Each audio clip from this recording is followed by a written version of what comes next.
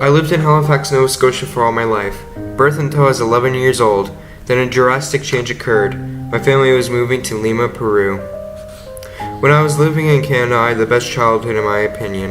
It was a peaceful time, and I felt comfortable in my surroundings.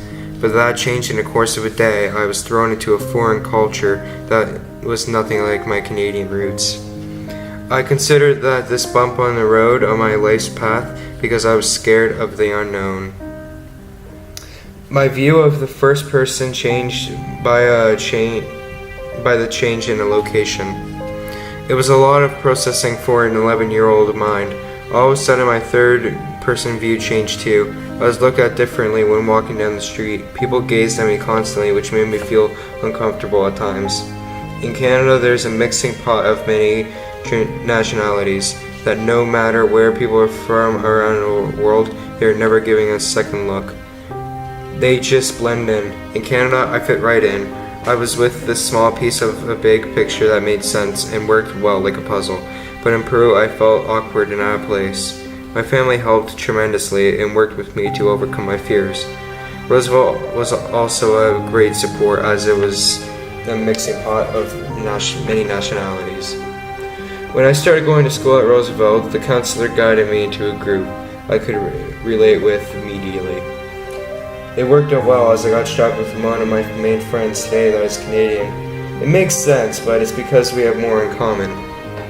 I was first shocked with how the Peruvian culture has customs and that seems ordinary to them but foreign to me. For example, in Canada, we say hello and have a nice handshake. Here they do a cheek kissing greeting. This is a Peruvian custom and I accept that, but it still makes me feel very awkward. So overall, I had to change my third person view. Change is hard once you have been accustomed to for 11 years of your life. I have learned you can literally change over a course of a flight to a foreign land and mix into a culture you've never seen before. I did change overall to adapt to the new surroundings of Peru. I noticed that I am more silent here, but I make sure to be secure and relaxed. My family, friends, and school give me a peace and normality here, but in Canada I feel much more hyper and energetic. In the end, I've learned that it does not matter where you live, because if you're able to conquer massive change, you can overcome many obstacles. This experience has broadened my mind and has offered me experiences and growth I would not normally have if I stay in Canada. I noticed that it does not matter how far you stray from your own country, your genetics and your bloodline of that country are linked to you for life. Nothing will ever change that. It does not matter where I am, I will adapt eventually and thrive and embrace it. I get to experience new cuisines areas such as Cusco or the Amazon jungle.